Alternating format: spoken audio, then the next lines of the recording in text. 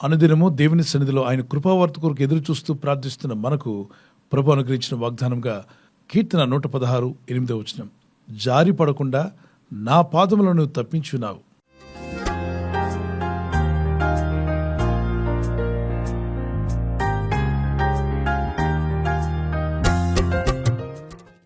ప్రయాణాలు చేస్తున్నప్పుడు తల్లిదండ్రులు ఎంత బిజీగా ఉన్నా బిడ్డ అడుగులు గమనిస్తూనే ఉంటారు, అవునా కాదా?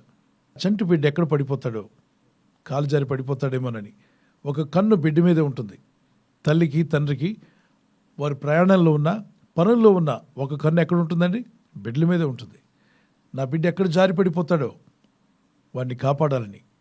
అలాగే మనం విశ్వసించి ప్రార్థిస్తున్న పరలోకమందున్న తండ్రి కూడా మన మీద ఒక కన్నేసి ఉంచాడు.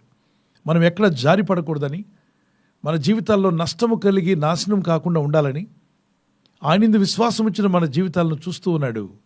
ఎందుకో తెలుసా? మనల్ని పరీక్షించి మనల్ని జడ్జిమెంట్ చేద్దామని కాదు, మనల్ని పరిశీలించి మనల్ని సరిచేసి పడిపోతున్న నిన్ను నిలబెట్టి నువ్వు జారి పడకుండా నీ పాదములను కాపాడడానికి ఆయన తన దూతలకు ఆజ్ఞాపిస్తాంట. 91 కీర్తన 12 నీ పాదములకు రాయి తగలకుండా వారు నిన్ను తమ చేతుల మీద ఎత్తి పట్టుకుందరు. మన పాదములకు రాయి తగలకుండా ఉండాలని తమ చేతుల మీద మనం ఎత్తి పట్టుకునే విధంగా దేవుడు తన దూతలకు ఆజ్ఞాపిస్తున్నాడు. మన భౌతిక నేత్రాలతో దేవదూతలను చూడలేము, కానీ ఒక్కసారి మీరు ఆలోచన చేస్తే ఎన్నో మార్లు పడవలసిన మిమ్మల్ని కాపాడాడు. పడిపోవడం అన్నప్పుడు ఆర్థికంగా పడిపోయిన వారు, పాపములో పడిపోతున్న వారు, లోకంలో పడిపోతున్న వారు, పలు రీతిగా జనాలు పడిపోతూ ఉన్నారు. అట్టి స్థితి నీకు రాకూడదని నీవు జారి పడకుండా నిన్ను కాపాడుతాయంట. ఎన్నో మార్లు జారి పడడం గురించి మనం ఎక్కడ వింటామంటే నీటి గట్టున, ఈ వాటర్ ఫాల్స్ దగ్గరికి నీళ్లు కంటిన్యూగా ప్రవహించేటువంటి బండ్ల మీదకి వెళ్ళినప్పుడు జాగ్రత్త అని చెప్తుంటారు. కొందరు జాగ్రత్త అని చెప్పినా పట్టించుకోకుండా ఏముందులే నేను స్ట్రాంగ్గా ఉన్నానని చెప్పి వెళ్ళి అడుగులు వేస్తే హఠాత్తుగా జారి పడిపోయిన వాళ్ళు ఎంతోమంది. వాళ్ళ పాదము జారి పడిపోయారని చెప్పి మనం వింటూ ఉంటాం. కొందరైతే వారి పాదము జారి పడిపోవడమే కాకుండా అవతల నిలబడిన వారి మీద కూడా వెళ్ళిపోయి పడిపోక వాళ్ళు వీళ్ళు పడిపోయి ప్రాణ నష్టం తెచ్చుకున్న వాళ్ళు కూడా ఉన్నారు. ఈ వాక్యాలు వింటున్న దేవుని బిడ్డలారా, నీటి గట్టున వాటర్ ఫాల్స్నే కాదు, జీవితంలో కూడా జారిపడే అనుభవాలు చాలా ఉంటాయి. ఆత్మీయంగా కొందరు జారిపడుతున్నవారు, ఆర్థిక విషయాల్లో జారిపడుతున్నవారు, అనుకోకుండా ఆ వ్యక్తిని నమ్మి నేను డబ్బు ఇచ్చి నష్టపోయానండి, జారి పడిపోయిన అనుభవం. కష్టపడి సమకూర్చిన కష్టార్జితం కాజేయడానికి ఎంతోమంది ఉంటారు. కొందరు అబద్ధాలు చెప్పేవాళ్ళు ఉంటారు. మీరు ఒక్కసారి ఇస్తే మీకు 10 రెట్లు ఎక్కువ ఇస్తామని, 100 రెట్లు ఎక్కువ ఇస్తామని నమ్మబలుగుతారు. వారి మాట నమ్మి మీరు ఇచ్చారనుకోండి, కాలు జారిన పరిస్థితి వలె తర్వాత మీరు ఎంత ఏడ్చి మొత్తుకున్నా వారు తిరిగి ఇవ్వరు. మీరు వారి దగ్గర అప్పు తీసుకునేటప్పుడు మీ దగ్గర పేపర్ రాయించుకొని వైట్ పేపర్ మీద సైన్ చేయించుకున్నారు. మీ అవసరం కాబట్టి మీరు తీసుకున్నారు. మళ్ళా తిరిగి మీరు అప్పు తీర్చినప్పుడు ఆ పేపర్స్ వాళ్ళు ఇవ్వాలి, మీ ముందు మీ చేత్తోనే దాన్ని చింపివేయాలి, ఎందుకంటే అప్పు తీర్చేశారు. కానీ మీరు పేపర్ అడిగితే వాళ్ళు ఏమంటారు? ఏముందండి మన మధ్యలో, మేము ఇచ్చాం, మీరు మాకు తిరిగి ఇచ్చారు, ఇంకేం భయపడకండి, ఆ పేపర్ కనపట్లేదంటారు. అది నమ్మి మీరు ఇంటికి రాగా కొద్ది రోజులకి మీ ఇంటికి కోర్టు నుండి ఒక నోటీస్ వచ్చింది అనుకోండి, మీరు ఇంత అప్పు ఉన్నారని, దానికి ఇంత ఇంట్రెస్ట్ అయిందని, దానికి రుజువు ఇదేనని ఈ వైట్ పేపర్ మేము సైన్ చూపిస్తే మీరు ఉలిక్కి పడతారు. అరే ఎంత పొరపాటు జరిగింది. ఆ రోజు ఆ పేపర్ ఇచ్చిన తర్వాతే మనం అప్పు తీర్చాల్సింది. పేపర్ చూపించండి అప్పు తీర్స్తామని చెప్పాల్సింది. పొరపాటున జారిపోయిన అనుభవం. ఆ రోజు ఆ మాట జారకుండా కొంచెం జాగ్రత్తగా నిలబడి స్ట్రిక్ట్గా ఉన్నట్లయితే మీరు ధనం ఇచ్చినప్పుడు ఆ పేపర్ చింపివేయడం కూడా జరుగుంటే మీరు చిక్కుల్లో పడేవారు కాదు. దేవుడు సృష్టించిన జీవులు నమ్మి ఎవరు మోసపోలేదు, కానీ మనుషులు నమ్మి మోసపోయిన వారు పెద్ద లిస్టే ఉంది. కనుక నువ్వు ఎవరు నమ్ముతున్నావు? 118 కీర్తన 8-9 మనుషులను నమ్ముకున్నట్టు కంటే యెహోవాను ఆశ్రయించుట మేలు, రాజులను నమ్ముకున్నట్టు కంటే యెహోవాను ఆశ్రయించుట మేలు. అంటే రాజులు నమ్ముకున్నా కొన్నిసార్లు రాజుల మాట తప్పొచ్చు, మీ కాలు జారిపోయేలా వారు చేయొచ్చు. మనుషులు నమ్ముకున్న కొన్ని పార్లు మీరు జారిపడే అనుభవంలోకి వెళ్ళిపోయే అవకాశం ఉంది. అరే ఆ వ్యక్తిని నమ్మబట్టి నేను ఇంత నష్టపోయాను, ఈ వ్యక్తిని నమ్మి నష్టపోయాను, వాళ్ళు గొప్పవాళ్ళకు నమ్మి నష్టపోయామని. దేవుని ప్రజలారా, దేవుని మీద ఉన్న నమ్మకాన్ని మనిషి మీద పెట్టొద్దు. ఏ మనిషిని దేవునిగా చేయొద్దు. మనుషులు మనుషులే, దేవుడు దేవుడే. ఎంత సాయం చేసినా మనిషి మనిషే, కానీ దేవుడు ఎప్పుడూ దేవుడే. దేవుని స్థానాన్ని మనిషికి ఇవ్వద్దు. ఆపదలు ఆదుకున్నారని, సహాయపడ్డారని ఆ వ్యక్తి నా దేవుడని చెప్పేవాళ్ళు చాలామంది ఉన్నారు ఈ లోకంలో.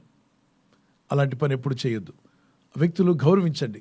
ఆపదలు ఆదుకున్న ఆపద్బంధువులాగా దేవుడు నాకు ఈ వ్యక్తిని పంపించాడు, ఈ వ్యక్తి నాకు సహాయం చేశాడని చెప్పొచ్చు, కానీ ఆ వ్యక్తి నా దేవుడు అన్నావా నువ్వు మోసపోతావు. నేటి సమాజంలో రకరకాల జారిపోయే పరిస్థితులు ఉన్నాయి కనుక నీవు జారిపోకుండా దేవుడు నిన్ను కాపాడాలని ఈ వాగ్దానం ఎత్తి ప్రార్థించు. మీ కుమారులు మీ కుమార్తెలు స్కూల్లో, కాలేజీలో, యూనివర్సిటీలో చదువుతున్నప్పుడు వారి పాదము తొట్టిల్లకుండా కాపాడమని, ప్రభా నా బిడ్డ పాదం జారకుండా కాపాడమని ప్రార్థించండి. దేవుని పరిశుద్ధ మార్గంలో నువ్వు జారిపోయి ఉంటే ఈ వాగ్దానం ఎత్తి ప్రార్థించు. ప్రభా జారిపోయిన నన్ను, పడిపోతున్న నిలబెట్టు, నా చేయి పట్టుకుని లేవనెత్తమని ప్రార్థించు. ఈ వాగ్దానం వింటున్న మనం ఇప్పుడు ఒక చిన్న కీర్తన పాడుకొని వాక్యాన్ని ధ్యానం చేసుకుందాం. చేయి పట్టుకో, నా చేయి పట్టుకో, జారిపోకుండా నే పడిపోకుండా, యేసు నా చేయి పట్టుకో, జారిపోకుండా నే పడిపోకుండా, యేసు నా చేయి పట్టుకో, చేయి పట్టుకో, నా చేయి పట్టుకో, జారిపోకుండా నే పడిపోకుండా, యేసు నా చేయి పట్టుకో, జారిపోకుండా నే పడిపోకుండా, యేసు నా చేయి పట్టుకో. మునిగిపోతున్న పేతురు ప్రార్థించగా ప్రభు తన చేయి చాపి అతన్ని ఎలా బయటికి లాగాడో, నీవు ఎందులో మునిగిపోతున్నా, వ్యర్థమైన అలవాట్లలో కానీ, అనారోగ్యంలో కానీ, బలహీనతలు, అప్పుబాధలు, శోధనలో మునిగిపోతున్న నిన్ను ఆయన చేయి చాపి పైకి లేవనెత్తాలని నా ప్రార్థన. విశ్వాసం ఉంచి ప్రార్థించండి. నమ్మగలిగితే నమ్మవానికి సమస్తము సాధ్యమే అన్నాడు. విశ్వసించి ప్రార్థిస్తుండగా దేవుని కార్యాలు మీ పట్ల కూడా జరిగి మీ పాదంలో జారకుండా ప్రభు మిమ్మల్ని కాపాడునుగాక. ప్రార్థన చేసుకుందాం. పరిశుద్ధమైన మా ప్రియ తండ్రి, ఈ వాగ్దానం ఎత్తి ప్రార్థిస్తుండగా నీ ప్రజలు, వారు కానీ వారి కుటుంబస్తులు కానీ, నీ యందు విశ్వాసం ఉంచిన వీరి జీవితాల్లో ఎక్కడ జారి పడకుండా కాపాడినట్లుగా నీ దూతలకు మీరు ఆజ్ఞాపిస్తున్నందుకు స్తోత్రాలు చెల్లిస్తున్నాను. మా పాదంలో తొట్టిల్లకుండా కాపాడువాడు నీవే. ఇప్పటికే జారి పడిపోయిన వారిని లేవనెత్తగల శక్తిమంతుడు నీవే. ఎవరు ఏ పరిస్థితుల్లో జారి పడిపోయి ఉన్నారో వారిని లేవనెత్తమని అడుగుతున్నారు. వారి గాయములు మాన్పువాడు నీవే. స్వస్థతను వారికి దయచేయండి, విడుదల వరకు దయచేయండి, సమాధానం వరకు దయచేయండి. ఈరోజు ప్రార్థించి ప్రయత్నించబోతున్న శంకుస్థాపన అయిన, గృహప్రవేశమైన, ఒక బిజినెస్ ప్రారంభిస్తున్నా, ఉద్యోగ ప్రారంభానికి వెళ్తున్నా, ఒక మంచి కార్యక్రమాన్ని ప్రారంభిస్తుండగా, నేను వారి బిడ్డల వివాహం కొరకు ప్రయత్నాలు చేస్తుండగా, వారు చేస్తున్న ప్రయత్నాలు ఫలించలాగున మీ దూతలకు ఆజ్ఞాపించండి. ఎవరైనా హాస్పిటల్లో ఉన్నా, ఐసీయూలో ఉన్నా, ప్రభు ఎవరైతే సీరియస్ కండిషన్లో ఉండి బాధపడుతున్నారో వారికి యేసు నామములో స్వస్థతను అనుగ్రహించండి. మీ గాయపడిన హస్తమును చాపి వారికి ఉన్న సకల రోగాల నుండి విడుదల ఇచ్చేయి. వారిని లేపి నడిపించడాన్ని సాక్షులుగా నిలబెట్టుకోండి. ఈ ఉదయకాలం ప్రతి రోగి యేసు నామములో స్వస్థత నొందునుగాక.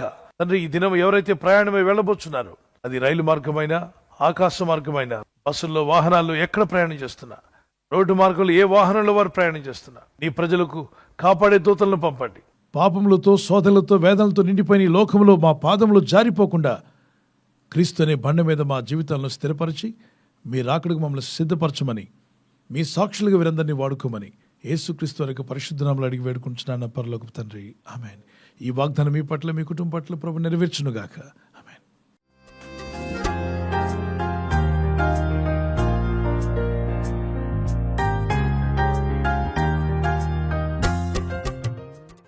ఈ దినం బర్త్డే ఉన్నటువంటి వారికి happy birthday to you, many more returns of the day. We wish you all the best. ప్రభు మిమ్మల్ని దీవించునుగాక. మీకు వాగ్దానము 1 శామ్యూయల్ 10:6 నీకు క్రొత్త మనస్సు వచ్చును.